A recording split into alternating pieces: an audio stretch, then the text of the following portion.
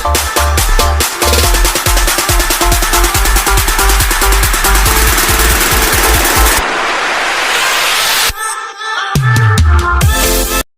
mungkin Bitcoin ini Anda sudah sering dengar ya sekarang ya.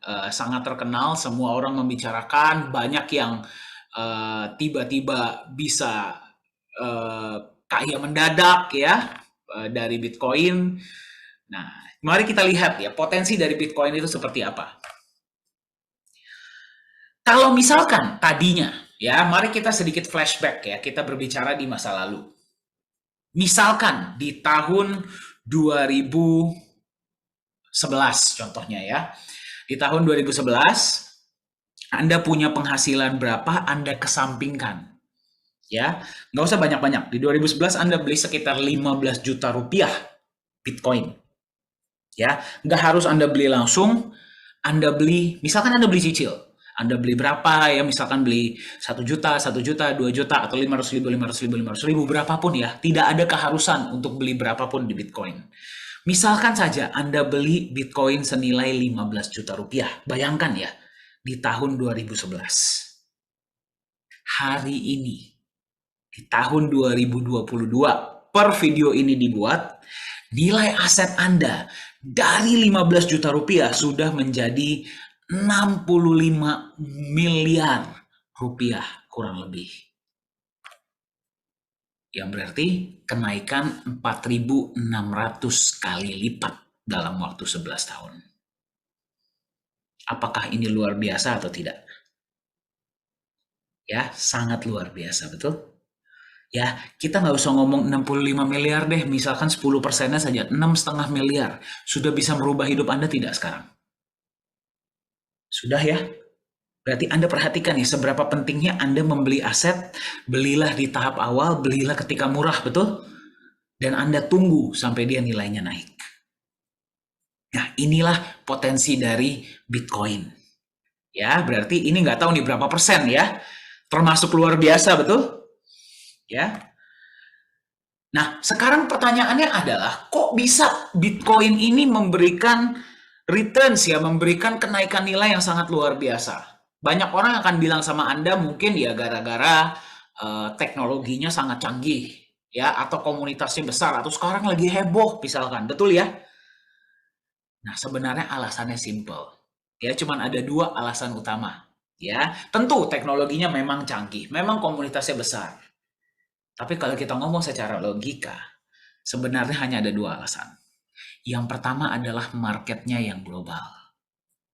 Yang berarti Anda kalau misalkan beli Bitcoin di Indonesia, Anda bisa jual Bitcoin di Singapura. Anda bisa jual di Amerika. Anda bisa jual di Afrika. Dimanapun di seluruh dunia selama ada jaringan internet. Ya, berbeda dengan saham yang hanya bisa Anda jual belikan di negara tertentu, betul? Ya, berbeda dengan properti yang bahkan bukan negara tertentu, tapi hanya daerah tersebut biasanya. Kalau untuk orang di luar sana akan sulit. Ya, dan juga aset-aset lainnya. Jadi Bitcoin ini mempunyai market yang jauh lebih besar dibandingkan dengan aset-aset lainnya. Itulah alasan pertama. Itulah kenapa saya bilang mari kita pelajari tentang aset digital ya, karena bisa memberikan Anda kenaikan yang sangat luar biasa. Alasan kedua adalah jumlahnya terbatas. Maksudnya apa? Ya, kalau aset digital tersebut sudah ditentukan dari awal nilainya adalah sekian, dia tidak bisa bertambah. Ya, jadi dia ini seperti barang langka. Ya, bagi Anda yang mungkin punya barang antik ya, Anda bayangkan kalau Anda beli di awal barang antik tersebut harganya berapa, sekarang pasti sudah mahal, betul? Karena sudah nggak bisa dapat lagi barang seperti itu. Atau misalkan Anda beli limited edition, barang yang limited edition. Kenapa kalau misalkan ada barang yang limited edition, langsung habis? Ya, karena memang tidak ada lagi barang itu. Ya, Bitcoin supply-nya hanya 21 juta. Ya, nah gaya yang akan saya perkenalkan kepada Anda hari ini adalah 50 juta supply-nya. Tidak bisa bertambah. Ya, jadi itulah kenapa harganya bisa naik sangat meroket sangat tinggi. Marketnya besar, barangnya terbatas. ya pasti nilainya akan naik sangat tinggi. Setuju ya? Nah, tadi kalau misalkan kita lihat Bitcoin itu kenaikannya sangat luar biasa, Anda bayangkan Bitcoin itu hanya di sini loh.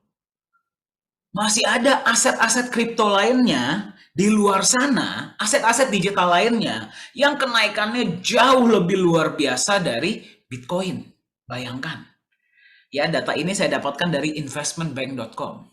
Dan ini kalau saya tidak salah ya, data ini efektif per tahun 2020. Jadi per Anda menyaksikan presentasi ini, kenaikannya sudah jauh lebih besar. Ya, jadi Anda bayangkan, aset digital ini sangat berpotensi bisa membuat Anda sejahtera di masa depan. Nah, tapi pertanyaannya, apakah semua aset digital yang ada di luar sana itu bagus? Ya, karena kan sekarang sangat banyak ya. Saya nggak tahu Anda ini familiar atau tidak dengan dunia kripto, dengan dunia aset digital. Ya, tapi apakah berarti semua aset digital yang ada di luar sana itu bagus? Belum tentu. Ya, ada beberapa kekurangan-kekurangan ya dari aset digital di luar sana. Nah, sekarang kita nggak cuma ngomong tentang bagus-bagusnya ya. Mari kita juga bicara tentang resiko yang mungkin Anda hadapi ketika Anda membeli aset digital. Nah, yang pertama adalah Anda bisa lihat ya, harga Bitcoin memang bisa naik sangat tinggi. Nah, tapi dia juga bisa turun sangat tinggi. Beberapa bulan yang lalu di tahun 2021, harga Bitcoin sempat menyentuh 975 juta per Bitcoin. Kalau Anda cek hari ini nilainya sudah turun sangat drastis. Ya, jadi dia ini kekurangan yang pertama adalah nilainya sangat fluktuatif. Jadi Anda harus berhati-hati. Ya, kalau misalkan Anda beli aset kripto di luar sana, memang dia berpotensi naik sangat tinggi, tapi dia juga bisa turun sangat tinggi. Itu yang pertama. Ya, karena tidak adanya aset yang membackup. Jadi semuanya itu hanya purely market saja. Jadi berhati-hatilah ketika Anda membeli aset kripto. Nah, kemudian belum lagi banyak yang tidak jalan proyeknya ataupun banyak yang scam. Ya, Anda bisa lihat ya, tiap hari pasti Anda pernah dengar perusahaan ini ditutup OJK, perusahaan ini seperti ini, perusahaan ini seperti itu. Ya, hal ini terjadi karena memang peraturan atau ketegasan terhadap aset kripto ini masih belum terlalu ketat. Jadi siapapun bisa bikin koin. Ya, jadi saya mengajak Anda untuk berhati-hati. Nah, kalau misalkan kita bicara tentang potensi, aset kripto ini memang punya potensi. Setuju ya? Teknologinya canggih, marketnya besar, barangnya terbatas, bisa dijadikan alat tukar, ya, dan memang sekarang hype-nya atau popularitasnya sedang sangat tinggi. Jadi apakah Anda setuju? Silakan diisi di kolom chat ya.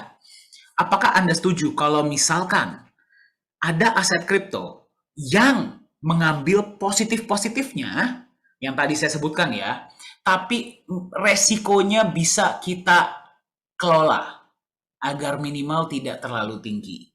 Menurut Anda berpotensi tidak? Berpotensi ya.